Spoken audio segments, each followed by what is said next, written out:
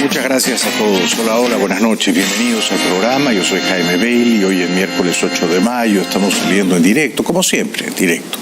9 en punto de la noche aquí en Miami. En un momento voy a conversar con un brillantísimo analista político. Frank Mora regresa esta noche al programa. Frank ha trabajado en posiciones muy encumbradas del gobierno de los Estados Unidos y es una mente brillante, no se lo pierdan. El programa de hoy va dedicado con mucho cariño a Julio Quiñones, que nos ve en Puerto Rico, gracias, a Rogelio Guevara en Caracas, a Yolanda Gracián y a Ricardo Mocayar, que nos ve en la Argentina, en La Rioja. Gracias, gracias. Bueno, hace minutos nada más, y gracias, por cierto, por los ratings increíbles que estamos marcando, los más altos en la historia de este canal. El programa no lo hago yo, lo hacen ustedes, por supuesto, ¿no? Es una conspiración entre todos, incluyendo al público, tan encantador que viene noche a noche aquí. Hoy una clara mayoría colombiana. Me alegro.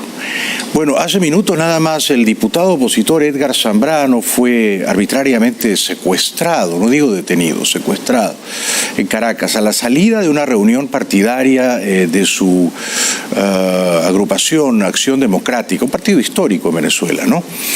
El diputado Zambrano se negó a entregarse a los matones al servicio de la dictadura. Se encerró en su automóvil, una camioneta, creo que Toyota, y debido a ello los matones trajeron una grúa y se llevaron al diputado Zambrano dentro de su camioneta, se remolcaron a la camioneta con el diputado dentro. Ayer el diputado, junto con otros 6 diputados opositores, había sido despojado de su inmunidad parlamentaria por aquello que se llama la Asamblea Nacional Constituyente, que con más propiedad debería llamarse la Asamblea Nacional Prostituyente o el meretricio de Diosdado Cabello. Imágenes del secuestro ilegal perpetrado en horas de la noche de hoy en Caracas en perjuicio de Edgar Zambrano.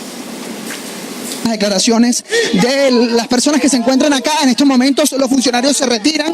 Vean ustedes cómo los funcionarios hacen retirar a las personas justamente acá en el lugar, en la zona. Mantienen estas unidades, se retira en este momento la grúa con la camioneta del primer vicepresidente Edgar Zambrano. Justamente se retira el vehículo donde está siendo trasladado el primer vicepresidente. Se está retirando las 7 patrullas del SEBIN justamente con la grúa donde va el vehículo del primer vicepresidente a la Asamblea Nacional. Hacen esto, obviamente, para intimidar al presidente constitucional Guaidó. Téngase en cuenta que Zambrano es primer vicepresidente de la Asamblea Nacional, del Congreso Legítimo venezolano. Recuérdese también que el brazo derecho, el jefe del despacho del presidente constitucional Guaidó, Roberto Marrero, fue también secuestrado semanas atrás. El diputado Zambrano fue conducido violenta y atropelladamente dentro de su camioneta a los calabozos de la policía política El SEBIN, en las afueras del local partidario de Acción Democrática. Un diputado opositor relataba las circunstancias de su secuestro. Bueno, no, mira, estábamos acá reunidos en la Casa Nacional de nuestro partido. Apenas salimos a nuestros hogares, nos llama el diputado Edgar Zambrano que está siendo sitiado, que estaba rodeado por funcionarios del SEBIN. Llegamos aquí, no nos permitieron el acceso, a unos apenas 50 metros lo tenían retenido, no nos dejaron acceder a donde estaban. Lo que me decía era que estaban golpeando la camioneta. Como no pudieron bajarlo, trajeron una grúa, lo montaron en una grúa y se la llevaron. La última información que tuvimos, la última comunicación, iban hacia los estadios universitarios. Presumimos que están en el helicoide, pero queremos decir a estos señores que están en Miraflores que ellos son responsables de la integridad física de nuestro colega diputado. Está ahora mismo en el SEBIN. Es muy probable que en las próximas horas, en los próximos días, detengan también a los diputados de Gracia, Ramos Salup, un veterano líder de Acción Democrática, Florido, Blanco, Calzadilla, todos los cuales son, por supuesto, opositores y han sido despojados de su inmunidad parlamentaria por una tribunal o una ente que carece de competencias para despojarlos de dicha inmunidad. El secretario de Estado Pompeo estaba hace unas horas en Londres, se reunió con el canciller británico y aludió a la quemante crisis venezolana, a la catástrofe humanitaria venezolana. Parecía enfadado el secretario Pompeo porque el líder laborista James Corbyn no se apresura en condenar a Maduro y se niega a llamarlo un dictador. Por eso, sin nombrarlo, el secretario Pompeo dijo que estaba profundamente disgustado con algunos líderes políticos europeos, ciertamente británicos, y seguramente estaba pensando en Corbyn, que se niegan a condenar con severidad al dictador Maduro. It is disgusting to see leaders in not only the United Kingdom, but in the United States as well, who continue to support the murderous dictator, Maduro. And it is not in either of our countries' best interest for those leaders to continue to advocate on the behalf. The Venezuelan people have spoken. Through their constitutional mechanism, they have put Juan Guaidó as their interim president, that he is the duly elected leader there. And Maduro is on borrowed time. El secretario Pompeo dijo también, y no exagera, y esta no es una hipérbole melodramática, que muchas familias venezolanas pobres de necesidad mortal han tenido que escapar al exilio y no pueden comer todos los días. To see American leaders or leaders from this country continue to provide support and comfort to a regime that has created so much devastation, so much destruction. I was in Colombia. I saw those families who had to make choices about whether to feed their children on even days or odd days. That is a direct result of Nicolas Maduro, and no leader in a country with Western democratic values ought to stand behind them. Bueno, uno tendría que estar de acuerdo con esas observaciones que son perfectamente sensatas y ancladas en la realidad. En una entrevista luego con Sky News, el secretario Pompeo recordó que el dictador Maduro y la tropa de incompetentes que lo circunda y adula continuamente han saqueado, literalmente saqueado a Venezuela. It's disgusting. I repeat that. Look, this is supporting an individual, Maduro, who has for years systemically looted Venezuela and caused women to not be able to feed their babies and to provide medical care for their children. The medicine sits on their very border. The food sits on their very border. The European Union and American taxpayers were incredibly gracious. Said there just shouldn't be outside interference in Venezuela. Yes, well, providing food to starving children isn't interference, it's support. It's what we do. It's in our deepest traditions of humanitarian assistance. The interference has taken place. The Cubans are there. They've interfered. So I hope Mr. Corbyn will ask the Cubans to cease their interference in Venezuela. Y tiene toda la razón. Ahora bien, habría que rogarle al secretario Pompeo que haga algo para que esa ayuda humanitaria, que no ha entrado todavía y que sigue sentada en Cúcuta, como dice él, la comida y las medicinas, llegue a las personas que la necesitan tan desesperadamente. Estados Unidos había comprometido su credibilidad en esa causa humanitaria y da la impresión de que todo eso fue abandonado cuando un puñado de matones, y esto era perfectamente previsible, impidió la entrada de la ayuda humanitaria. Habría que reanudar a esa operación y asegurarse de que llegue a buen puerto. Pompeo desde Londres parece que no va a regresar a Washington. Se anuncia que va a reunirse con su colega homólogo ruso Lavrov este fin de semana en Moscú. Discutirán, por supuesto, principalmente sobre Venezuela y Ucrania, ¿no? Durante 13 y 14 de mayo, el jefe de la diplomacia rusa recibirá a Pompeo en medio de un clima de tensión entre las dos potencias por sus intereses encontrados en el país petrolero, donde Moscú apoya a Nicolás Maduro y Washington lidera el respaldo internacional a Juan Guaidó. En la agenda también figuran la situación en Siria, Ucrania y Corea del Norte. Lo que muy probablemente se está negociando es qué tendrá que ofrecer Estados Unidos a Rusia para que los rusos dejen de sostener al dictador Maduro y para que eventualmente permitan su caída. Es decir, para que los rusos dejen de conspirar en Venezuela a favor de Maduro. Recientemente, Elliot Abrams le dio una entrevista a Oppenheimer en CNN y confirmó la versión un tanto novelesca o cinematográfica de que Maduro estaba a punto de subir a un avión y partir al exilio, y sin embargo fue disuadido por los rusos. Tenemos información que tenía un avión listo, porque nadie sabía cómo iba a continuar los eventimientos del día y cómo terminarían. Pero es verdad que los rusos tenían que decir a Maduro, espera, vamos a ver lo que pasa. Tenemos la información, es información de varias fuentes que no puedo darle, pero no, el secretario Pompeo no hubiera dicho algo así si no tuvimos las pruebas. Yo le creo al señor Abrams. Mis fuentes, que son bastante confiables, me aseguraron en aquella ocasión, martes 30 de abril, que la esposa del dictador Maduro, Cilia Flores, sí viajó a Punta Cana, no a La Habana. Y en Punta Cana estuvo acompañada de Tarek El Aissami, que el pasado 8 de marzo ha sido encausado criminalmente por el Distrito Sur de Nueva York como narcotraficante, sumándose ya a Reverol, a Néstor Reverol, y allí decía Cilia Flores estuvo con El Aissami y con el testaferro de El Aissami, Samarc José López Bello, que habría pagado $18 millones en efectivo para comprar una mansión en el barrio de lujo Cap Cana, que tiene una férrea seguridad allí en Punta Cana. Cilia Flores pasó por lo menos la noche del 30 de abril, no sé si también la del 1 de mayo en Punta Cana con El Aissami y López Bello, y luego reapareció en público el jueves 2 de mayo por la tarde junto con su marido, el dictador Maduro. Alguna gente dijo que eso desmentía la información que habíamos propalado aquí, pero desde luego no la desmentía. Simplemente la señora pasó 1 o 2 noches en Punta Cana y luego, combinada por el autócrata de Caracas, regresó para exhibirse junto a él. Abrams, en esta entrevista con Oppenheimer, aludió también a una deserción muy significativa que quizá la prensa no ha recogido en toda su dimensión.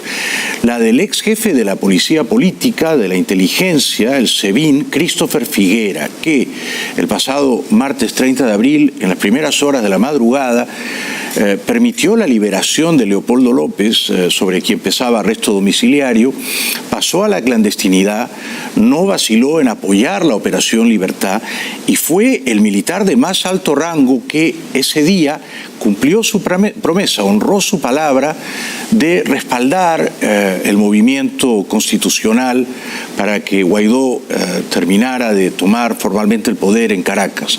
Desde ese momento pasó a la clandestinidad el general Figuera. Luego les voy a contar exactamente dónde está ahora, hoy, miércoles 8 de mayo. Bueno, le doy una prueba. El jefe del Servicio de Inteligencia, el SEBIN, Christopher Figueroa,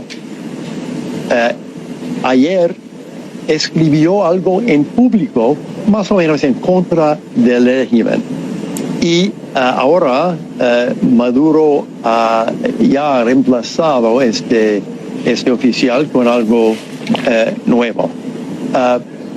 Es decir, que el jefe del Servicio de Inteligencia estaba pensando como nosotros, estaba apoyando como muchos otros, mucho más que los tres. No exagera Elliot Abrams, y la deserción a la dictadura del jefe del SEBIN, el general Figuera, sin duda tiene que haber provocado honda alarma entre el dictador y sus acólitos. El general Figuera pasó inmediatamente a la clandestinidad. Maduro se apresuró en nombrar al general González López, que antiguamente había sido jefe del SEBIN y que había sido destituido de modo bochornoso. Mis fuentes bastante confiables me aseguran que el general Figuera salió de Caracas en un vuelo privado rumbo a la República Dominicana. No sé a cuál aeropuerto de la República Dominicana, si Punta Cana, Santo Domingo, Puerto Plata, pero fue un vuelo privado. Y estuvo unos días en República Dominicana en la absoluta clandestinidad negociando con los Estados Unidos. Ahora mismo está en Puerto Rico, ya bajo la protección de los Estados Unidos, y piensa venir en los próximos días aquí a la Florida. O sea, ya está protegido y va a ser un testigo privilegiado y probablemente un colaborador eficaz de las investigaciones que desarrolla el Departamento de Justicia contra prominentes narcotraficantes de la dictadura venezolana. O sea, el general Figuera está a salvo y a buen recaudo, y ya no está en Venezuela, menos mal, y su familia, entiendo, tampoco. Y estuvo en Dominicana y ahora está en Puerto Rico. El expresidente español, el señor Zapatero, que como presidente fue bastante malo y como expresidente es bastante peor, sigue defendiendo a Maduro. Nadie lo entiende. No se entiende si lo defiende porque tiene un interés crematístico, monetario, o si lo defiende simplemente porque es un hombre lo bastante despistado como para creer que Maduro es un demócrata incomprendido, que Maduro celebra elecciones limpias y que la oposición, en cambio, es una suerte de cueva de golpistas, de mercenarios y de vasallos de Washington, que quieren dinamitar a un gobierno que goza todavía de apoyo popular, el de Maduro. O sea que uno no entiende realmente los esfuerzos fútiles del señor Zapatero por criticar a quienes quieren traer de regreso las libertades conculcadas en Venezuela y, en cambio, prohijar o apañar al dictador genocida de Maduro. He estado 37 veces en Venezuela, 37 ocasiones he viajado a Venezuela desde el año 2015. He pasado seguramente cerca de más de 150 días de esos 3 años allí. Y le voy a decir algo muy contundente, muy rotundo. Solo se puede apostar desde una perspectiva de afecto a Venezuela, a lo que está pasando el pueblo venezolano, que es en donde debemos poner la mirada principal. Solo se puede defender negociación, diálogo y acuerdo. Negociación, diálogo y acuerdo, porque cualquier otra alternativa no va a prosperar. Bueno, yo creo que el problema es que él confunde el afecto al pueblo venezolano con el afecto a Maduro. Como ha ido tantas veces a Caracas, entonces ya es amigo de Maduro, ¿no?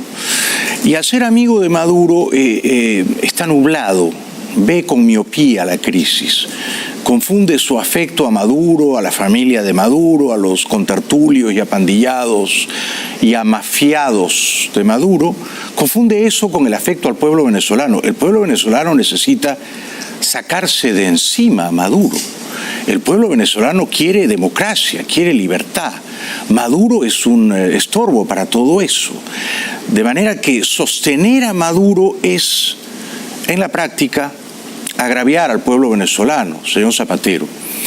Y seguir defendiendo el diálogo y la negociación a estas alturas es de un candor y de una ingenuidad tan colosales que uno no puede creer que usted sea tan candoroso, tan candoroso. Usted bien sabe que esas negociaciones no llegan nunca a buen puerto porque Maduro y los suyos no creen en la democracia y no se van a convertir en la democracia. Ellos creen en una dictadura de partido único.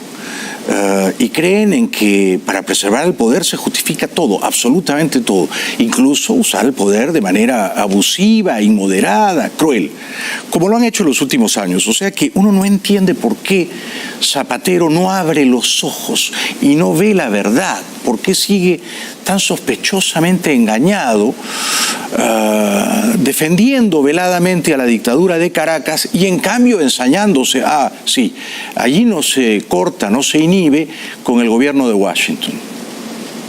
De todos esos grandes asesores que se pronuncian todos los días y grandes estrategas de la administración americana, ¿cuántos conocen Venezuela?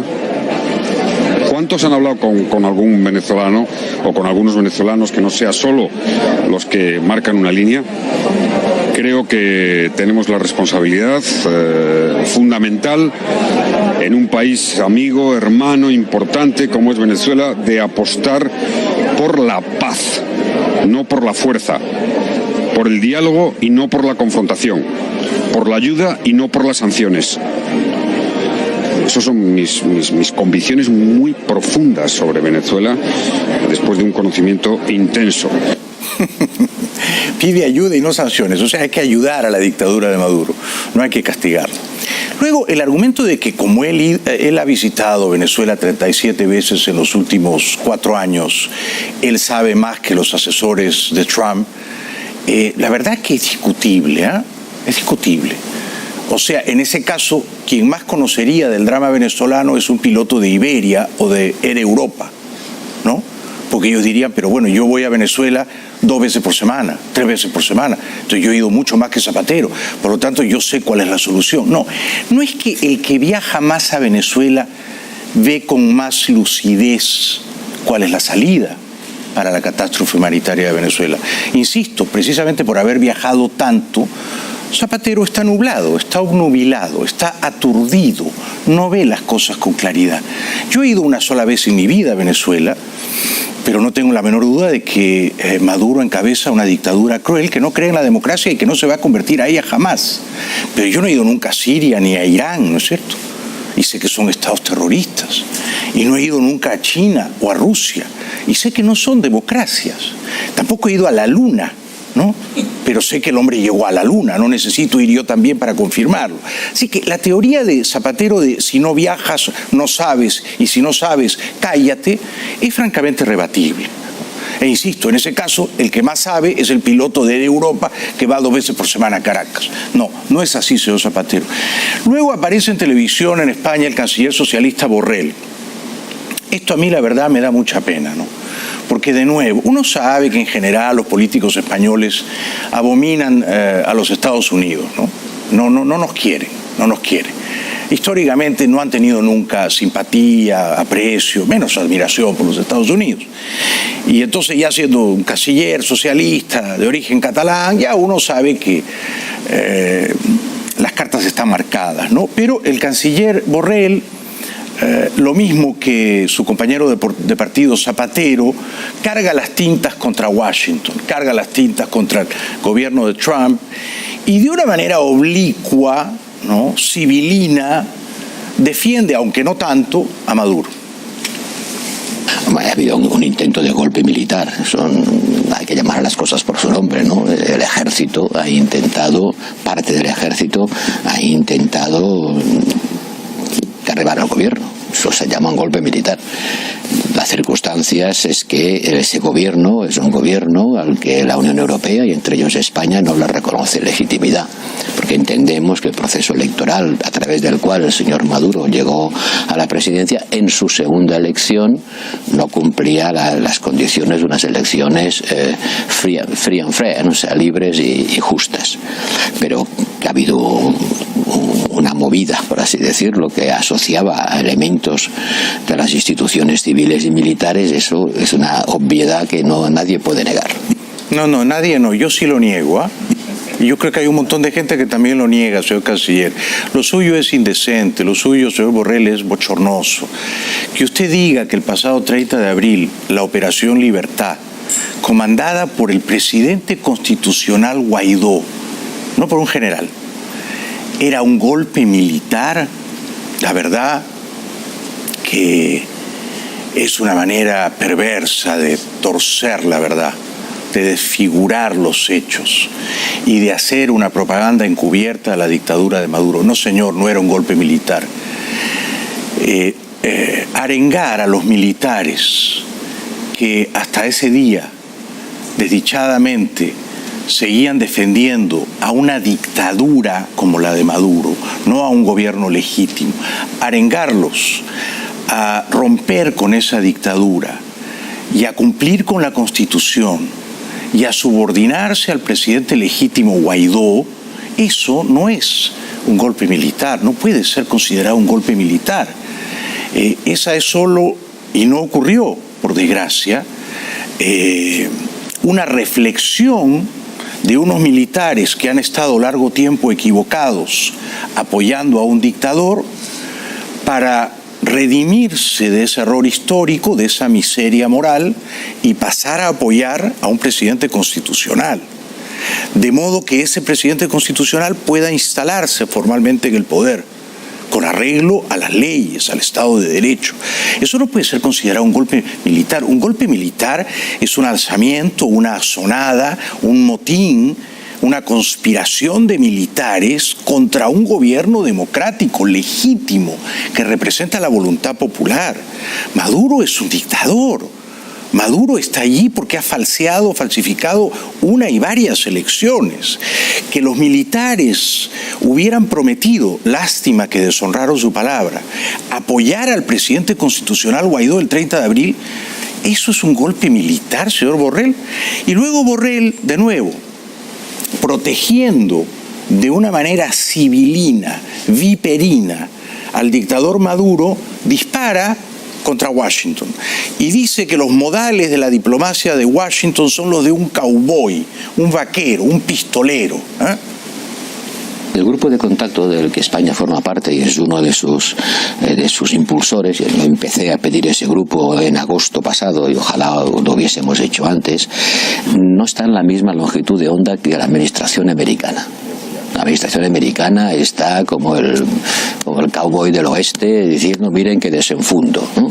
Esto solo puede tener una salida que permita a los venezolanos ir a unas elecciones. Desde luego seguimos rechazando las presiones que bordean las intervenciones militares. Creemos que eso no es una solución. Increíble, ¿no? Increíble que llame a los esfuerzos de Washington y del Grupo de Lima, pero principalmente de Washington, una cowboyada, ¿no? Una cosa matonesca de si no me hacen caso, desenfundo, saco la pistola y disparo. A mí no me parece que ese sea el caso, a mí no me parece, la verdad.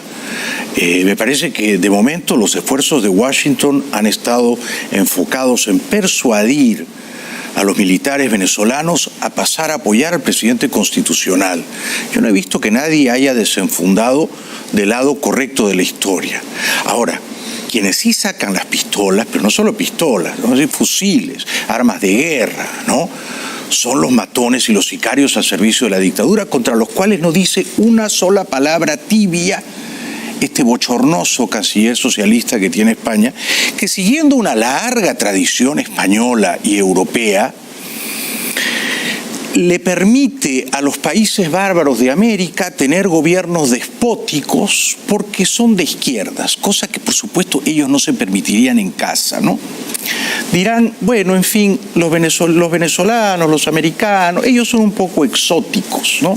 La democracia, la libertad, los derechos humanos, quizás son valores muy avanzados para estos indios de América, ¿no? ¿No lo dicen? ¿Acaso lo piensan, no?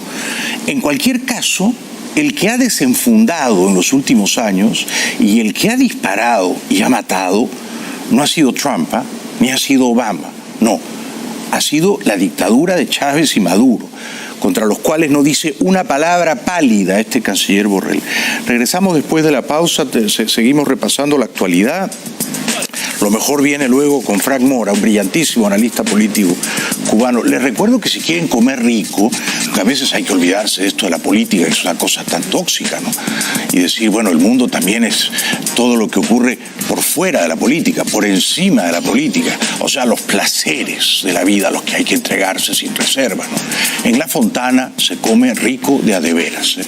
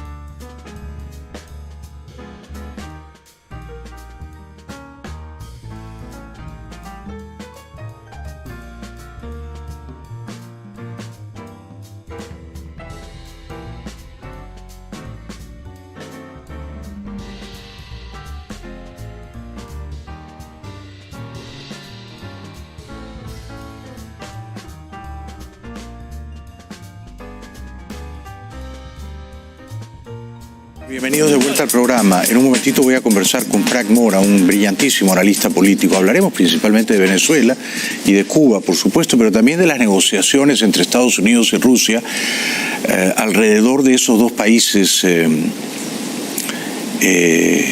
conflicto, ¿no? Sigamos repasando la actualidad venezolana, si me tienen paciencia, unos minutos más. El dictador Maduro ha dicho que el gobierno de Trump está integrado por individuos racistas y lunáticos, chiflados. Están todos locos, ha dicho Maduro. Con lo cual es un orate evaluando la salud mental de sus adversarios, ¿no?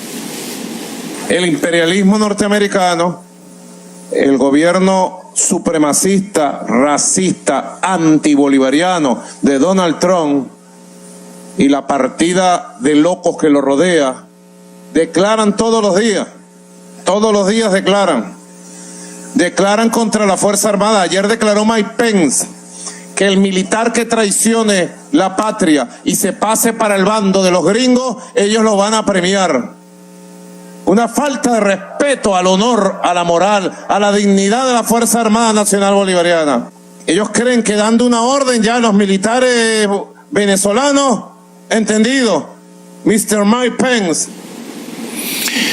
Bueno, no dijo exactamente que los van a premiar, dijo que iban a exonerarlos del castigo que eventualmente pesaba ya sobre ellos, que iban a levantar sanciones, aunque yo creo que sería formidable ofrecerles sí un premio, una recompensa monetaria, ¿no? Luego que Maduro invoque el honor, bueno, a estas alturas está claro que el honor no está del lado de la dictadura, ¿no es cierto? El honor está con Guaidó. Entonces lo que uno les pide a los militares es que, aunque sea tarde, se rediman ellos mismos, ¿no? De sus faltas, de sus miserias y recuerden esa palabra noble que es el honor y apoyen a Guaidó. En otro momento de su intervención, el dictador Maduro también criticó al vicepresidente Pence. No, Mike Pence, el comandante en jefe constitucional, legítimo, de nuestra Fuerza Armada Nacional Bolivariana, lo tienes aquí presente, y se llama Nicolás Maduro Moro, presidente obrero. Y la Fuerza Armada Nacional Bolivariana está cohesionada, unida y leal ante ese comandante en jefe y ante la estructura nacional de nuestro concepto y doctrina estratégica bolivariana. Es un chiste. Esas señoras, por otra parte, que aplauden a Maduro, son todas grandes actrices aficionadas, esconden un incomprendido talento histriónico y en unas semanas van a aplaudir con esa misma devoción a Guaidó, no tengan dudas. Uno entiende que aplaudan porque tienen que aplaudir para asegurarse una bolsita de comida. Yo también aplaudiría. Digamos, está en juego la subsistencia, la supervivencia, todo tiene que aplaudir. Ahora, que esos aplausos sean genuinos, yo me permito dudarlo. Este señor parece salido de una novela de Kafka, ¿no? Porque es el juez más poderoso de Venezuela y estuvo 2 veces preso por matar a 2 personas. O sea, no es homicida una vez, es homicida 2 veces. Estuvo 2 veces preso y es el presidente de la Corte Suprema de Justicia de Venezuela. Eso no se puede creer. Algo dice de la podredumbre moral de la dictadura venezolana. Este sujeto que lee lo que otros le escriben claramente y que es corto de inteligencia, cortísimo de inteligencia, un cerebro, me imagino yo, básicamente deshabitado, vacío, ¿no? Vacío. Un lugar donde simplemente soplan vientos en direcciones dispares. Ese es el señor Michael Moreno, que también en tono así pesaroso y burocrático, como si estuviera leyendo el parte de un velorio, dice que él no acepta órdenes de nadie. Lo que no dice es que acepta las órdenes de Maduro, que a su turno acepta las de Cuba. Los magistrados y las magistradas del Tribunal Supremo de Justicia de la República Bolivariana de Venezuela rechazamos de forma categórica y contundente la amenaza formulada por el señor Mike Pence, quien de manera irrespetuosa e injerencista pretende someter a las altas autoridades judiciales venezolanas a amenazas que son violatorias de los principios de independencia, de la autodeterminación y soberanía. Bueno, que son altas las autoridades judiciales, yo discrepo, no son altas, son bajísimas, bajísimas, al nivel de las alcantarillas. Yo no entiendo por qué se obsesionan con criticar a Mike Pence y tal, ¿no? Este señor Moreno, jefe del Tribunal Supremo, dos veces homicida, también dice que él no acepta ultimátums de nadie. O sea, es un valiente, es un bravucón.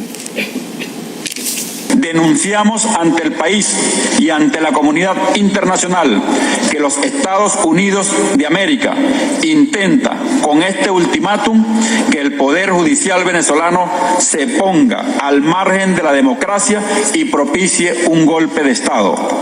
El Tribunal Supremo de Justicia y los magistrados y magistradas que lo integran ratificamos al pueblo venezolano y a los pueblos del mundo su apego a la Constitución, a la ley y al servicio de la correcta administración de justicia para cumplir y hacerla cumplir como norma suprema del Estado. Bueno, este petimetre, este monigote de Michael Moreno ya está prosternado de rodillas ante Maduro, ante los espías cubanos, entonces él ya no puede hincarse de rodillas ante alguien más, ¿cierto? Ya ha entregado su lealtad, su devoción a Maduro. Ahora bien, tanto Pompeo como Bolton como Abrams dijeron que este Moreno, así con esa cara de tontorrón que exhibe, era parte del alzamiento del quiebre en la lealtad a la dictadura el pasado 30 de abril, la Operación Libertad. Él tenía que firmar una suerte de sentencia judicial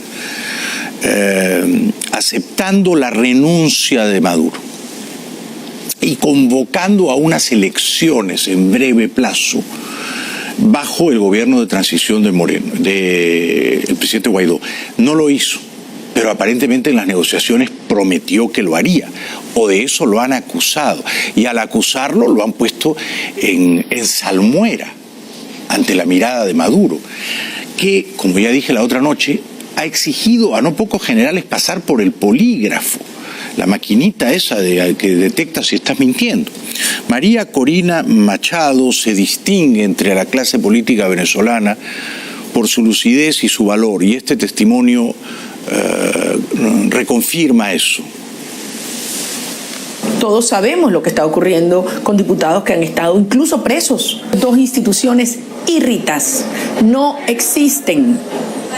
Hoy el único Tribunal Supremo de Justicia legítimo está en el exilio porque fue perseguido y expulsado por este régimen. Y solo sus decisiones son reconocidas por los venezolanos y deben ser reconocidas y mencionadas, calificadas como tal por toda la comunidad internacional.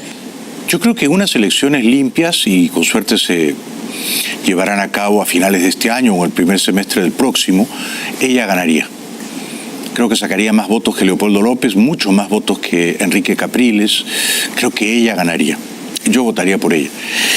El matón Diosdado Cabello está solazándose, regocijándose ante la inminencia de la detención de otros diputados opositores que se sumaría a la ya ocurrida hoy de Edgar Zambrano.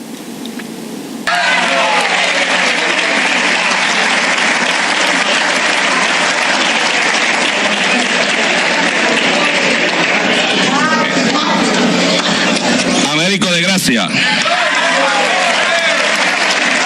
Queda ahora de parte de las autoridades competentes que se haga justicia.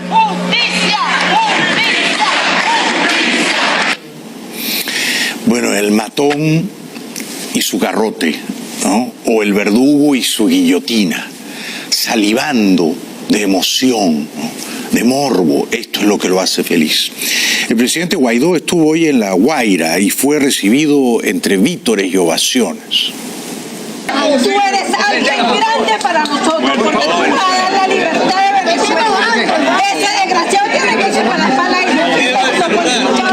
mira, aprendió a usar el celular para verte, para ver tus obras buenas, para ver todo lo que haces. Vivo detrás de ti, enamorada de lo que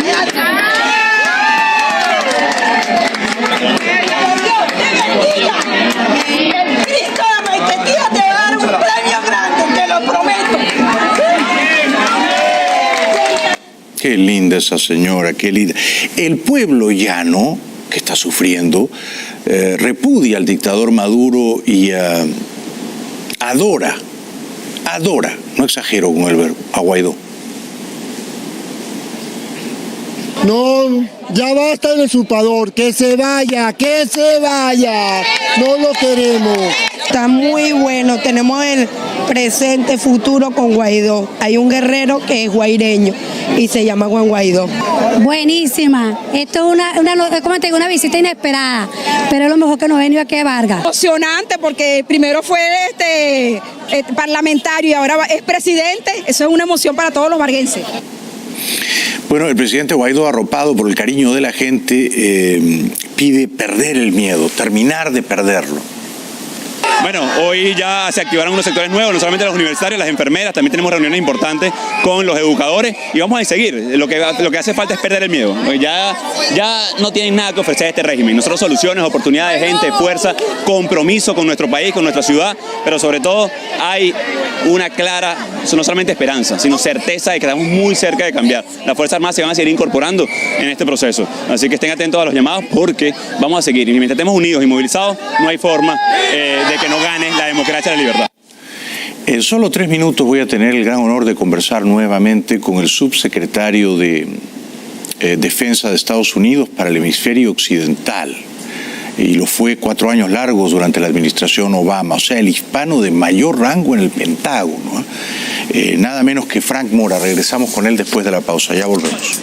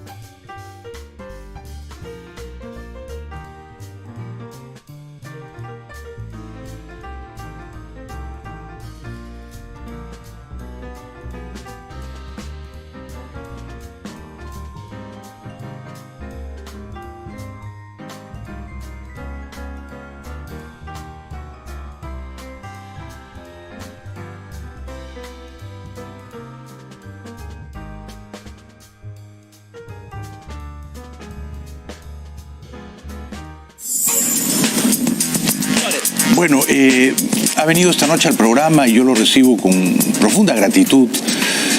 Mi querido amigo Frank Mora. Frank Mora trabajó en el gobierno de Obama, ¿no? En Washington, en el Pentágono, y ocupó cargos muy importantes. Era el hispano de más alto rango en el Pentágono. Un aplauso para Frank Mora, por favor. Bienvenido. Muchas gracias por estar aquí. Gracias a ti, Jaime. ¿Conoces al expresidente español Zapatero? No, nunca lo he conocido personalmente, solo de lejos. De lejos. Él dice que ha ido 37 veces a Venezuela en los últimos 4 años y que por eso él conoce el caso venezolano mejor que nadie y que él recomienda muy fuertemente la negociación y el diálogo. ¿Cuál es tu impresión de eso, Frank? Mira, el diálogo con Nicolás Maduro y Diosdado Cabello yo creo que no es viable. ¿Por qué? Porque han demostrado ya en muchas ocasiones, incluyendo la que participó el ex primer ministro Zapatero, de que esto es simplemente una táctica para pasar el tiempo. Una táctica dilatoria. Aquello ocurrió en Santo Domingo y hubo 9 rondas de negociación. No, y otros más después, sí, ¿no? Sí.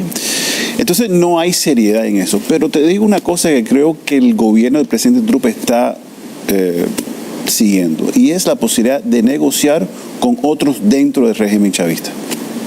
Por ejemplo, ¿quiénes? No sé, debe haber, me da la impresión que después del 30 o durante el 30 de abril había gente que estaban hablando dentro de las Fuerzas Armadas. Sí. Había gente dentro del mismo gobierno bolivariano, porque la idea es crear la fisura, ¿no? Un golpe de estado de palacio, sí, para separar a Nicolás Maduro y Diosdado Cabello del poder, para entonces ellos negociar con Guaidó. Eso es algo que quizás no quisiéramos, pero que es necesario para salir de esta crisis en que estamos. Comprendo. Antes de ir a eso, y solo para marginalmente salir del tema Zapatero, ¿por qué crees que Zapatero dice lo que dice? ¿Por qué él no entiende lo que tú acabas de denunciar, que el diálogo con Maduro y Cabello no es viable? ¿Por qué? Mira, yo creo que el antiamericanismo es algo serio. Sí. Y yo realmente pienso son complejos ideológicos. Sí. Es algo que está en su ADN, que no lo puede sacar. No creo que hay razones de poder político ni de dinero, sino simplemente de tomar la postura, no importa la postura, contra el imperio, contra el poder hegemónico. Sí. Porque cuando el canciller socialista de España, el señor Borrell, dice que el gobierno de Trump, sobre todo Pompeo, Bolton, Abrams, son cowboys que están a punto de desenfundar, ¿dice la verdad? ¿Tú lo ves así? No lo van a hacer. Lo que sí han visto es el discurso belicista que a veces se ve de algunos cuando dicen opción militar, todas las opciones sobre la mesa, la manera de tratar de intimidar para forzar a las Fuerzas Armadas a hacer un cambio. Yo creo que ese es parte del discurso, porque tú, como bien dijiste, la apuesta que hizo el gobierno de Estados Unidos y el Grupo de Lima es que las Fuerzas Armadas iban a resolver el problema. Sí. Pero no se dieron cuenta de que las Fuerzas Armadas está totalmente penetrada por la corrupción, el narcotráfico, etcétera, y que ellos no van simplemente a abdicar esa posición. ¿Por qué crees que falló la Operación Libertad el pasado martes 30 de abril? Pues yo no tengo información fuerte en esto, pero yo creo que fue una operación de contrainteligencia por parte de algunos elementos del gobierno y de quizás de los cubanos, para tratar de revelar quién está dudando de su lealtad a Nicolás Maduro, para ver quién sale y saca la cabeza. Y salieron dos altos, entre ellos el jefe de SEBIN, el general Figuera, ¿no? Ahora, Bolton hizo, Pompeo y Bolton, ambos hicieron una cosa que yo no había visto nunca. Dijeron, estábamos negociando con el general Padrino, con el general Hernández Dala y con el presidente del Tribunal Supremo, el señor Moreno.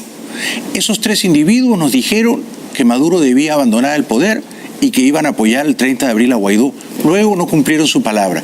¿Por qué los sindicaron? ¿Por qué los denunciaron? Eso fue un error, yo creo. ¿Por qué crees que fue un error? Primero, yo creo que es una especie de operación psicológica por parte de ellos para crear deslealtad, confusión, inseguridad.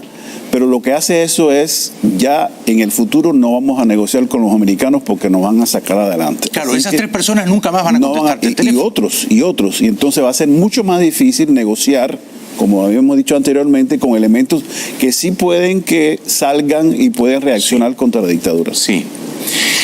¿Tendría sentido dadas las circunstancias actuales, ¿tendría sentido, pregunto, que Estados Unidos ofreciera una recompensa monetaria cuantiosa, significativa, a los generales venezolanos que decidieran remover del poder a Maduro y Cabello y plegar su lealtad al presidente Guaidó? Yo creo que eso debe ser una decisión del presidente Guaidó y de las fuerzas democráticas en Venezuela, ¿no? Eso no debe ser la responsabilidad del gobierno de Estados Unidos de dar dinero de los contribuyentes de Estados Unidos para solucionar una crisis política. Pero si Guaidó lo dijera, ¿te parecería razonable? Razonable y con el dinero que seguro que está escondido en varios lugares del dinero venezolano que se robaron. Exactamente. Eso sí, pero lo que sí me parece importante, y estoy totalmente de acuerdo, de decirle a los militares, te vamos a exonerar si te viras contra el gobierno. Me parece que eso es una buena táctica. Sí, de hecho, esto es lo que acaba de hacer ayer el señor Pence en la Conferencia de las Américas en Washington. Sí.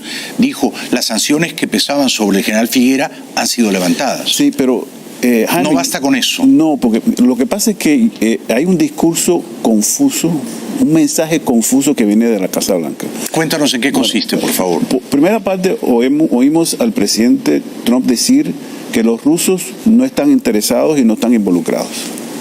Oímos del secretario Pompeo que están negociando con el gobierno cubano. Y es más, el grupo de Lima, representado por el primer ministro de Canadá, Justin Trudeau, está conversando con los cubanos. En fin, y ahora nos enteramos hace 2 horas que el presidente está molesto con sus asesores porque no estaba bien asesorado en cuanto al tema de Venezuela, porque le está yendo mal políticamente.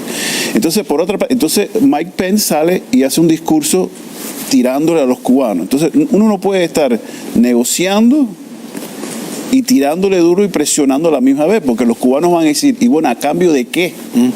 Yo voy a entregar a Maduro. Me tienes que dar algo. ¿Qué les ofrecerías tú? Bueno, yo creo que una de las cosas que ellos andan buscando, y no sé si la oposición o las fuerzas democráticas han hecho esto, es Cuba le interesa mucho los 50,000, 60,000 barriles de petróleo que recibe todos los días. Oh, sí. ¿Le podemos garantizar eso? Lo que pasa es que el gobierno del presidente Trump ha dicho que esta jugada contra Venezuela también es contra Cuba.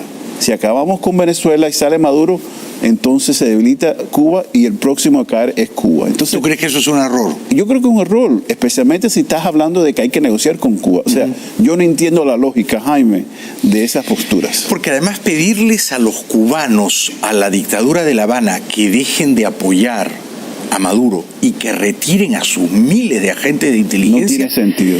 Es una petición grande, importante. Sí. A cambio de la cual habría que hacer algunas concesiones muy significativas. Es lo que va a esperar los cubanos, ¿no? Pero entonces, si tú estás el propósito de los cambios en la política hacia Cuba es para acabar con el régimen cubano, pero estás tratando de recibir la ayuda del gobierno cubano para resolver el tema de Cuba, no tiene sentido. Comprendo tu punto. ¿Y por qué crees que Trump está molesto? ¿Cómo te has enterado de que está molesto? Los medios, hace 2 horas atrás, los medios de Estados Unidos... No leí eso, se me escapó. Salió en varios medios, en varios diarios, incluyendo el Washington Post. Bueno, y además él se molesta con facilidad, ¿eh? Sí. Él dice que está molesto, está frustrado, es la palabra, porque los asesores le han vendido una postura dura de confrontación contra Venezuela que no ha dado resultado. No me extrañaría, porque lo hizo con el dictador de Corea del Norte, de que mañana a lo mejor dice, me quiero reunir con Maduro. Lo hizo con el dictador coreano. ¿Te acuerdas del discurso que tenía con el dictador? Y al otro día está enamorado del dictador coreano. ¿Y tú crees que a Trump le conviene reunirse con Maduro? No, claro que no. Yo estoy diciendo simplemente... Sí, estás especulando. De las incongruencias. Sí, comprendo perfectamente. Ahora, hoy se anuncia que el secretario de Estado Pompeo vuelve a reunirse, porque acaban de reunirse en Helsinki con el canciller ruso Lavrov, y que van a hablar de Venezuela. ¿Cuál es tu lectura del juego ruso en Venezuela? O sea, ¿qué quiere hacer Putin con Maduro? ¿Por qué juega con él? El caos. Putin quiere el caos. Putin juega, para él el mundo es cuestiones de esferas de influencia. Sí. ¿No? Y Ucrania está entre la esfera de influencia de él. Y nosotros nos estamos metiendo en Ucrania. Entonces, para él Venezuela está dentro de las esferas de influencia de Estados Unidos y él va a meter el dedo en el ojo a los Estados Unidos y crear caos, dificultades para Estados Unidos en el hemisferio. Con lo cual tú entenderías que si el secretario Pompeo le dice nosotros nos vamos a replegar del todo de Kiev, de Ucrania, a cambio de que ustedes se replieguen del todo de Venezuela, ¿ese podría ser un acuerdo? Podría, o Siria también podría estar en juego. Lo importante y lo interesante de esto es que ahora Venezuela es un juego geopolítico a un nivel global. Sí. Y eso es lamentable porque esto se debe tratar del pueblo venezolano, de la tragedia del pueblo venezolano. Exacto. Y esto no debe ser un juego entre los dos líderes mundiales o dos o tres líderes mundiales jugando las fichas geopolíticas del mundo. Sí. Pero entonces está claro para ti que lo que hace en ese tablero de ajedrez Putin es hackear desde Venezuela a Washington para que a cambio Washington entregue una pieza, Ucrania o Siria, aunque en Siria realmente la presencia militar de Estados Unidos es insignificante. Ahí ya ganó Putin, ¿no? Sí, ahí está ganando Putin. Ahí ya ganó. Sí. Pero ni siquiera es a cambio de nada, simplemente yo creo que la política de Putin es crearle dificultades en partes claves del mundo donde Estados Unidos tiene grandes influencias. Exacto. ¿No? El tema de desinformación, el tema del fake news que entra a Rusia es eso. Sí. Porque realmente es increíble que Rusia no, si tú lo ves, no es un poder mundial, es un país pobre, con serios problemas demográficos. Y sin embargo... Y unas fuerzas armadas, una fracción de lo que era durante... Pero sin embargo... Maneja la propaganda. Excelente. Lo hace muy bien. Propaganda. Y utiliza los medios sociales, la desinformación, la propaganda, para crear confusión en el mundo democrático. Absolutamente, absolutamente. Vamos un segundo a la publicidad y después de la pausa te voy a preguntar qué consejos le darías al presidente Guaidó. Regresamos con Frank Mora. Frank Mora era el hispano de más alto rango en el Pentágono, ¿no? Que es el Ministerio de Defensa, el lugar desde el cual se planean las operaciones militares, la guerra. O sea, que no es un señor que está de paso por acá y se ha tomado 3 cafés en la carreta y quiere gobernar el mundo, no. Él ha estado en el centro.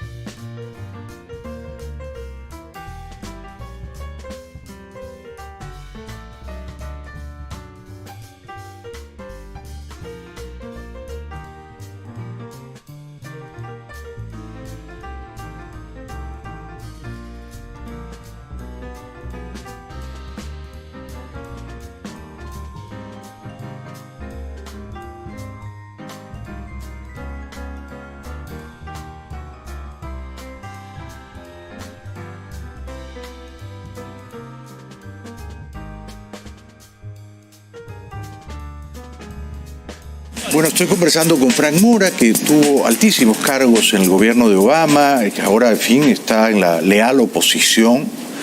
Y el tema que convoca su presencia es, por supuesto, la crisis venezolana, ¿no? ¿Qué más podemos hacer? ¿Qué consejos le darías a Guaidó? ¿Crees que en general está haciendo las cosas bien? ¿Crees que debería ir a Washington a reunirse con Trump? No creo que es necesario. Yo creo que lo importante es quedarse en Venezuela, mantener a las fuerzas democráticas unidas e enfrentadas a la dictadura. Esto es un proceso largo. Yo entiendo la crisis humanitaria y queremos una solución ya, pero hay que tener un poco de paciencia, hay que ser persistente. Sí, y él lo es. Claro. ¿En general dirías que está haciendo bien los deberes? Yo creo que sí. Yo también. Sea, el 30 de abril me sorprendió un poco porque él llama a los militares. Cuando uno sabe que los militares están con él, uno llama a los militares a que salgan, ¿no? Me pareció un poco improvisado.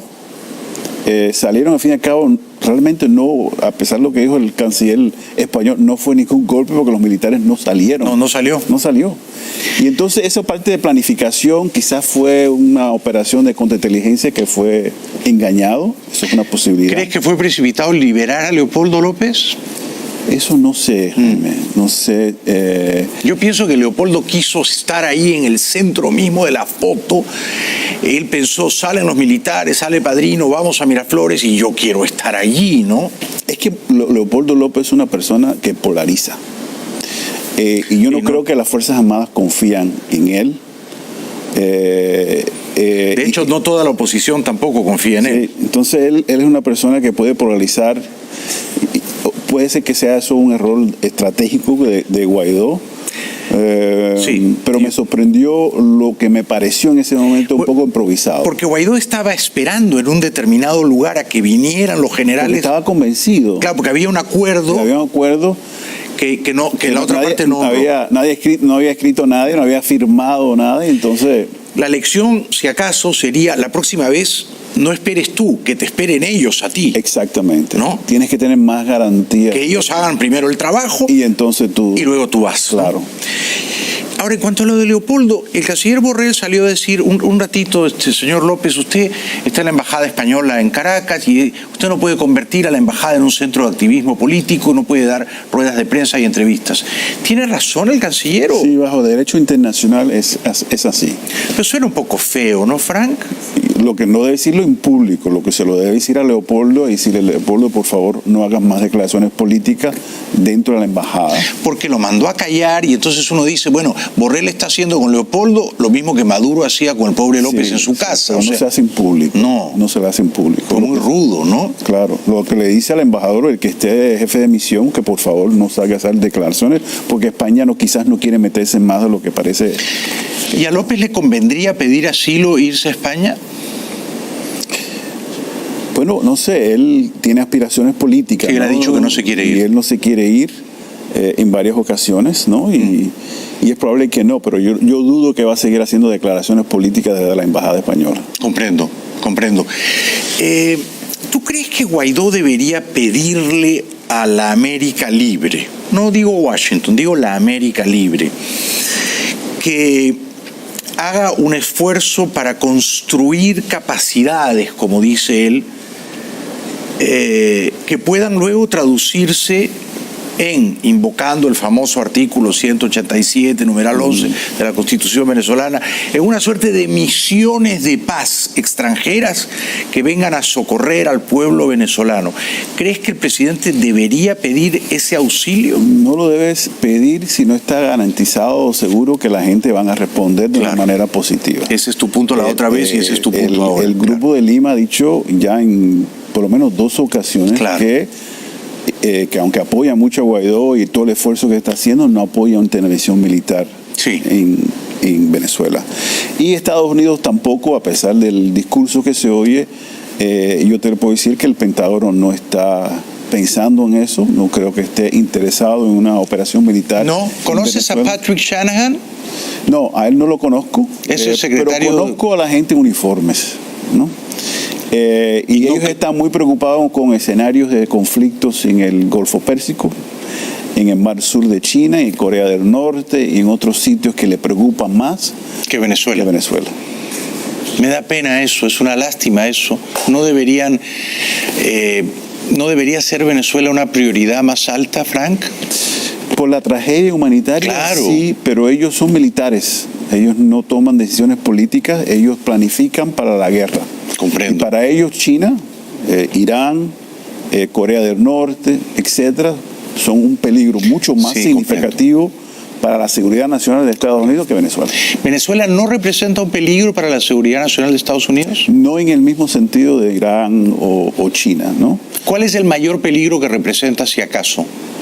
En un estado fallido, colapsado, un vacío de seguridad completo en Venezuela puede crearle no solo problemas para los vecinos, sino para Estados Unidos, ¿no? Porque eso atrae actores no estatales que quizás no queremos que esté rodeados por Venezuela. Yo estuve en días pasados en Bogotá y casi todos mis interlocutores, periodistas, columnistas de opinión, políticos poderosos, todos estaban en contra de una intervención militar en Venezuela. Básicamente esgrimían el argumento de que eso comienza rápido, pero luego uno nunca sabe cómo termina, es fácil entrar y no es fácil salir deprisa.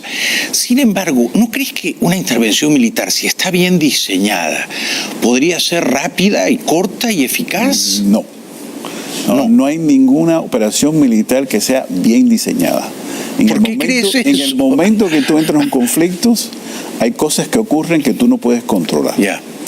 Es el caos. El caos, ¿no? Y entonces lo que ocurre en una operación militar, yo creo que lo ocurriría en Venezuela es una ocupación militar, porque cuando las Fuerzas Armadas de Estados Unidos entran no simplemente tirando aquí y allá, sino van a neutralizar todo, van a acabar con todo. No van a dejar al enemigo que tenga una oportunidad de matar a un soldado. Y con eso van a desintegrar a las Fuerzas Armadas y toda la seguridad de Estado. Entonces, ¿quién se encarga de la seguridad de los soldados de Estados Unidos y de los ciudadanos? Soldados de Estados Unidos.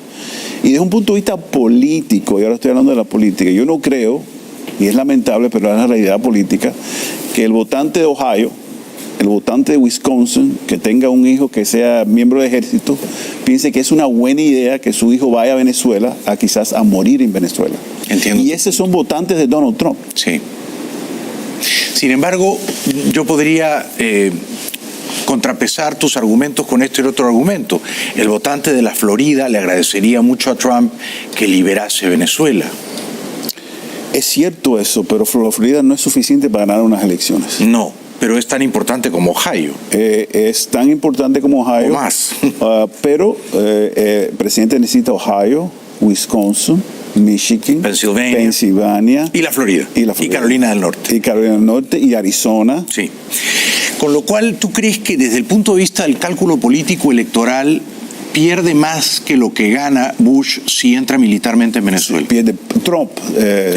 Trump. Sí, podría. Todo depende de cómo se desarrollan las cosas en Venezuela. Pero acuérdate lo que ha dicho el presidente, y en esto el presidente ha sido consecuente. Desde el principio de su campaña él ha dicho, y la gente votaron... No somos policías. No somos policías, no vamos a entrar en aventuras militares. Sí. Y lo dijo en el discurso ante el Congreso y en el Estado de la Unión. Sí. No vamos a enviar nuestras tropas a aventuras militares. Sí. Ese votante, esa persona que votó por él en Ohio, que votó por él por esa misma razón, él decide ir a Venezuela y ese votante va a decir, ¿a dónde? ¿Y por qué? Entiendo tu punto. Y, digamos, ¿tú crees que si Estados Unidos entrase en Venezuela, esas fuerzas de ocupación tendrían que quedarse cuánto tiempo como mínimo? No se sabe. La verdad que no sé. Eso es difícil de predecir. No hay ningún plan militar que pueda determinar eso. No consigo persuadirte si, por ejemplo, invoco la experiencia de Bin Laden. Tú estabas en el gobierno en ese momento. Y se entró y se salió sin avisarle a nadie, ni a Pakistán, ni a nadie, y se capturó a Bin Laden y luego se lo echó en el fondo del océano. O sea, fue una operación corta, rápida y eficaz. Pero fue una operación para matar a una persona. Esto es una operación para tomarse un país. Y si basta con aprehender, con capturar a 8 o 10 personas encausadas todas criminalmente por el Departamento de Justicia y no las matas y las traes acá para ser juzgadas, digamos, como el Chapo, ¿no crees que al capturar a esas 8 o 10 personas ya está? ¿Cae la dictadura? No necesariamente, o sea, pueden producirse cambios que uno no puede predecir. Pero sí, probablemente, si te llevas a Maduro y a Cabello... Bueno, sería una operación militar bastante sofisticada, ¿no? Acuérdate que esto no es cuestión de las películas en operaciones militares. No es tan fácil como lo de Bin Laden. No es tan fácil como uno piensa. Lo de Bin Laden fue un proceso que tomó meses para matar o capturar a una persona que estaba en un edificio. ¿Tú crees que capturar a Maduro y Cabello no sería así tan simple? No tan simple. Puedes bombardear el Miraflores si quieres, pero eso no va a solucionar la crisis en Venezuela. No, y Maduro está en un búnker 4 metros bajo tierra en Fuerte Tiuna. O sea, dispersados quizás están todos los Claro, no es la casa de Bin Laden en Pakistán. Exactamente. O sea que vamos a tener que aguantar esto, ¿no? Y tener paciencia. Esto está en manos de los venezolanos, Jaime. Pero ¿cómo los ayudamos nosotros? Lo estamos ayudando. Todas estas presiones y sanciones económicas, el aislamiento del régimen, pero lo que pasa es que nosotros queremos el resultado mañana. Sí, somos impacientes, claro. Y yo lo entiendo por el sufrimiento del pueblo venezolano, eso es totalmente entendido. Pero esto toma tiempo porque el régimen no simplemente va a ceder. Comprendo. Tú has dicho esto está en manos de los venezolanos, puesto que en efecto está en manos de los venezolanos. ¿Se justificaría que el exilio venezolano, que dispone de cuantiosos recursos monetarios, usara esa fortaleza para contratar, por ejemplo, a expertos profesionales en el oficio de la guerra? No he dicho el arte, he dicho el oficio de la guerra. O sea, ejércitos de mercenarios, armar un ejército irregular de mercenarios y de militares venezolanos desertores que se cuentan ya por millares y que están en Colombia? Que se pongan a entrenar, a ponerse en las montañas, en las junglas de Venezuela, a combatir al gobierno, a las fuerzas militares venezolanas. Eso es posible, pero eso no es una solución al inmediato. Y yo el peligro que tengo es, y la preocupación que yo tengo es, como sabes, Jaime, han salido de Venezuela unos 3.5 millones de venezolanos. Sí, y eso si hay un vacío, si hay una crisis, si hay una confrontación violenta dentro del país, hay un estudio que sale que dice que pueden salir hasta 8 millones de venezolanos. Es aproximadamente el 24% de la población venezolana. Claro. Y te imaginas el impacto que puede tener eso en Colombia. Pero por eso los tenemos que ayudar, tenemos que hacer algo más de lo que estamos haciendo hasta ahora. ¿Y qué podemos hacer más allá de una invasión militar? Que no estamos haciendo. ¿Yo puedo dar una idea? Ok. No solo encausar criminalmente a Tarek El Aissami y a Reverol, encausar criminalmente a Cabello y a Maduro. Que el Departamento de Justicia expida órdenes de captura sobre ellos. El testimonio de Hugo El Pollo Carvajal va a ser demoledor. Yo estoy de acuerdo. Lo que pasa es que Diosdado y Nicolás no salen del país. Bueno, pero por lo menos tener órdenes de captura hace más probable que vayamos a capturarlos. Puede que existan esas órdenes y nosotros no lo sabemos. Hay encauzamientos que existen que nosotros no sabemos. Claro, que están bajo el radar. ¿Qué otra cosa más podríamos hacer? Alguna gente me dice un bloqueo naval. Es decir, impedir que llegue el petróleo venezolano a Cuba, poner portaaviones. Pues eso es una opción que yo he oído, ¿no? Lo que yo he oído es que las Fuerzas Armadas de Estados Unidos, o mejor digo, la Armada, la Marina, cuando salga un buque de estos grandes con petróleo, simplemente secuestrarlo. No es una mala idea. Eso es lo que se está manejando. Yo he oído eso en las conversaciones. O sea, tus fuentes se han corroborado. No he dicho eso. Pero es algo que se habla en las esferas de esto. Y todo hay un problema de derecho internacional y las compañías que reciben, etcétera, etcétera. Pero de eso se ha hablado en las esferas. En las esferas del Pentágono. Dos preguntas para terminar, porque tú los conoces a estos muchachos. Bolton, Elliot Abrams, Pompeo, ¿están locos, como dice Maduro? No están locos, lo que están improvisando. Son muy improvisados. Muy improvisados, porque tuvieron un esfuerzo, hicieron una apuesta, no le dio resultados, y se está complicando con el tiempo y no saben qué hacer, están desesperados y están diciendo cosas francamente que son unos disparates. Entonces esta cuestión de seguir hablando de que todas las opciones estaban venezolanas, ¿cuántas veces uno dice eso cuando el venezolano y el cubano dice, pues es un bluff, es un engaño, no es en serio? Sí, de hecho se notó un poco la improvisación el 23 de febrero con la ayuda humanitaria. O sea, tú no dices voy a entrar y luego no entras, ¿no? Ahora, la credibilidad de Estados Unidos está en juego. Claro.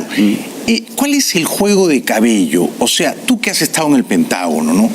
Yo reporté el otro día que, y esto es real, que el sábado 4 de mayo Maduro se iba a subir a un helicóptero presidencial, no se subió a ese, se subió a otro helicóptero VIP, porque iban a un ejercicio militar en un lugar llamado Pao, Cojedes, y se cayó el helicóptero donde iba él, donde se suponía que iba a ir él. Entonces Maduro debe estar asustado. Y a todo esto, Cabello, ¿qué crees que está pensando?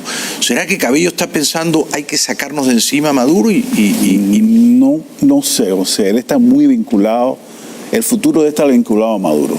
Yo no creo que él puede decir, yo echo a Maduro y me quedo como presidente y todo va a estar bien. ¿No crees que él esté conspirando contra Maduro? No quiere decir que él se lleva bien, que le gusta, que admira a Maduro. No, claro, no. Pero él está jugando el juego de sobrevivir. Pero tú todos están para sobrevivir. Pero cuando tú decías provocar una fisura entre ellos... No es entre Maduro y Diosdado, sino entre Maduro, Diosdado y otros. Y otros. Que estén en la prostituyente, como acaba de decir. Sí, la prostituyente o en las fuerzas militares. Especialmente en las fuerzas militares. Exacto. Frank Mora, eso siempre es un grandísimo placer, aunque me quedo siempre profundamente abatido después de conversar contigo, porque claro, yo soy el optimismo afiebrado y tú traes esta especie de dosis de racionalidad fría, desnuda. Pero es buenísimo escucharte siempre. Gracias. Un aplauso para Frank Mora, por favor. Gracias. Regresamos después de la pausa, ya volvemos.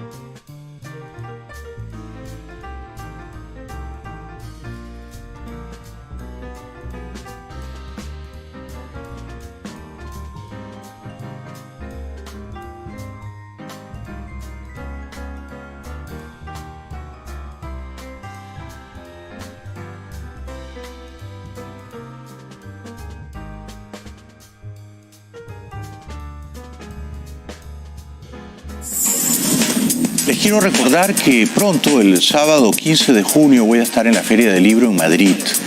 en el Parque del Retiro, que es un lugar tan lindo. Y voy a estar firmando ejemplares de mi más reciente novela, Pecho Frío. Hay mucha gente que nos ve en España por YouTube, no solo españoles, principalmente latinoamericanos, así que los invito a acompañarme ese día, sábado 15 de junio, Feria del Libro Madrid, El Retiro, Pecho Frío. Además voy con Silvia, con Zoe, así que va a estar toda la familia ahí esperándolo. Ya regresamos.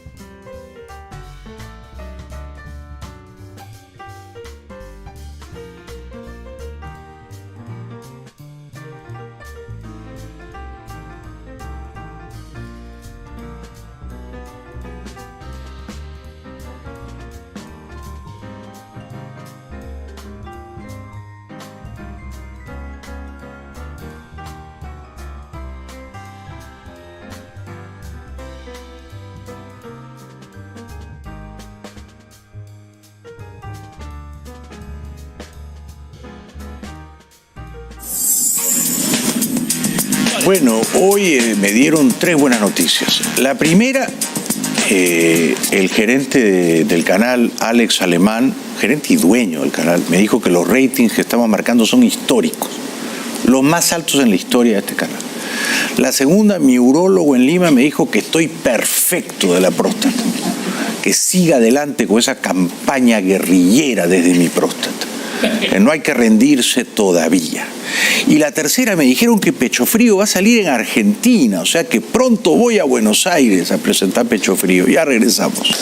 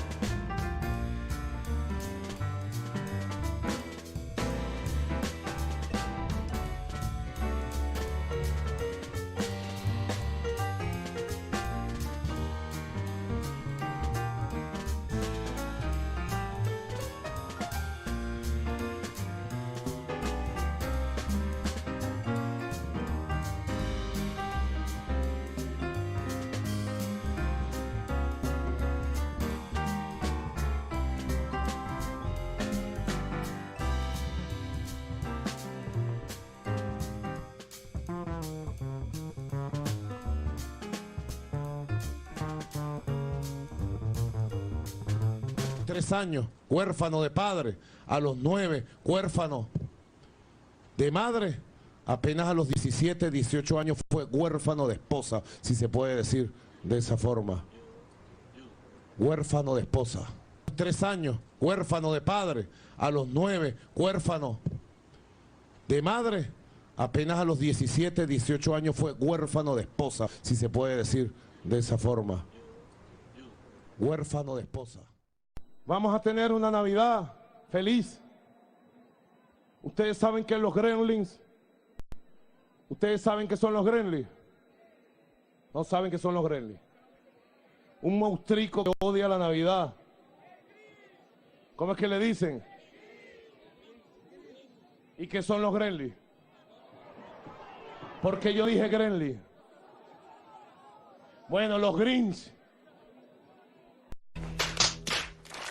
Trabajando juntos, Portugal y Venezuela, estamos en el mismo continente. Solo nos separa el mar Caribe y el Atlántico, pero al final somos lo mismo, estamos hermanados. Bueno, les pido permiso para poder atravesar por aquí. De 200.000 becas estudiantiles para... Bueno, estamos siguiendo con gran desasosiego la campaña presidencial argentina, ¿no? En casi todas las encuestas la expresidenta Cristina Fernández va primera y la verdad es que yo veo esto con espanto, con horror. Mañana va a presentar su libro de memorias testimonial titulado Sinceramente, en un acto en la Feria del Libro de Buenos Aires, sin presencia de periodistas, todos ellos vetados por la expresidenta, por la pasionaria de Calafate, como la llama Jorge Fernández Díaz, y van a estar allí mil acólitos y turiferarios y monaguillos de la expresidenta aclamándola como si fuera una diosa, cuando las evidencias prueban que su gobierno fue de una corrupción rampante, no digamos ya el hundimiento y la miseria que trajo a la sociedad argentina. Gracias por hoy, buenas noches, hasta mañana.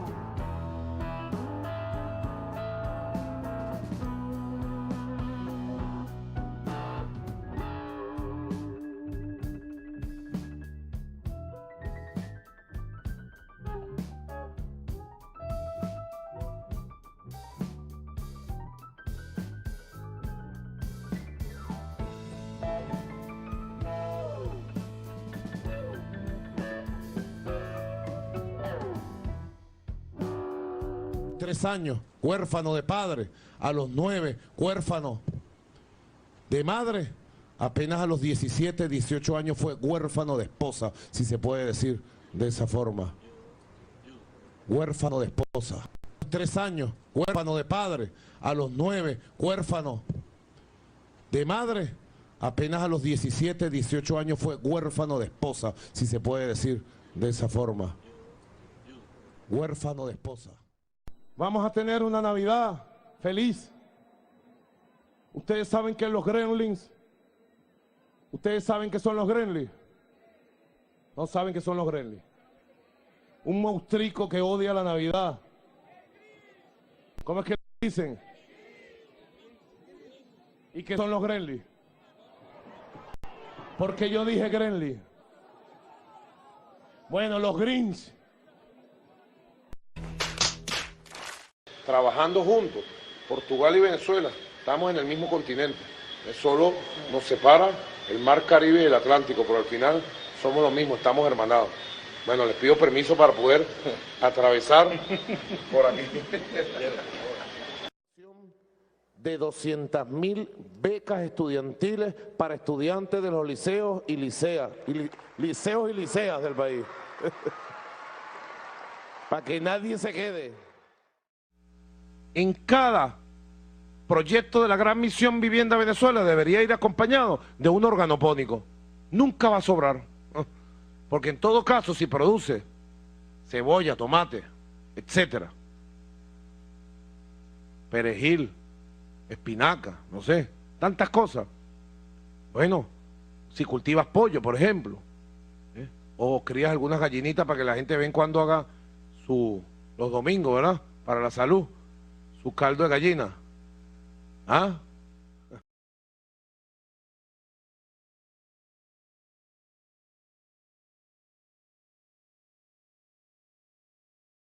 Pero también les dije lo que vengo a decirles a ustedes. Producir, trabajar, producir, trabajar. Hay que hacer como los delfines y las delfinas. Hay que hacer como los delfines y las delfinas. ¡Ay, qué bruto, focalicero!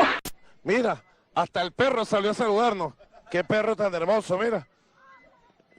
Un pastor siberiano. Vamos a buscar que la UNESCO nos reconozca la pastora reconstruida como valor cultural inmaterial también de nuestra región. Llevar a nuestros niños, niñas a la escuela. El lunes vamos a empezar la entrega de 35 millones de libros y libras, de libros. Rivero, perdón, entre los que tengo aquí en la lista, y David Velázquez, joven revolucionario, alcalde de Cumaná. Cumaná, la quinceañera de 500 años. La quinceañera de 500 años. La quinceañera de 500 años. ¡Ay, qué bruto, focalicero! Además me ponen muy bruto, yo no soy tan bruto así. Y muy gordo, me llaman el gordo.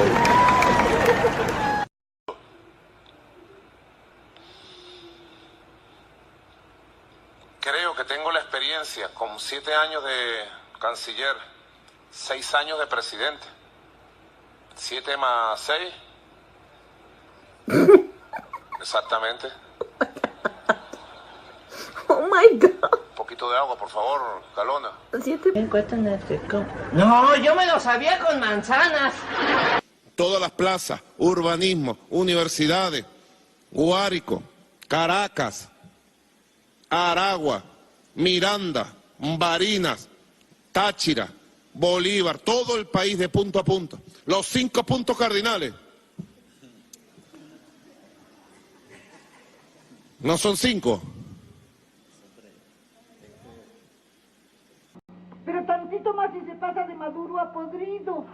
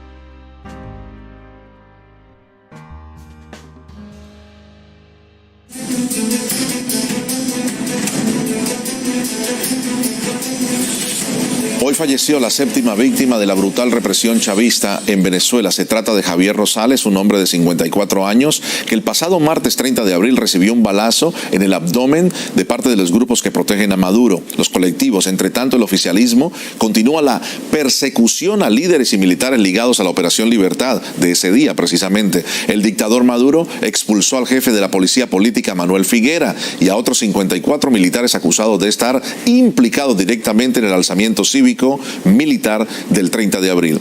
De igual manera, el embajador del presidente interino Juan Guaidó en Washington, Carlos Vecchio, denunció que el régimen acosa a su familia en Venezuela e incluso que impiden a su octogenario padre trabajar en su finca. Además, la exfiscal chavista Luisa Ortega Díaz aseguró que Maduro tiene mucho miedo y le aconsejó que se cuide hasta de su propia esposa, Cilia Flores. Entre tanto, el Tribunal Supremo oficialista arremetió contra los Estados Unidos.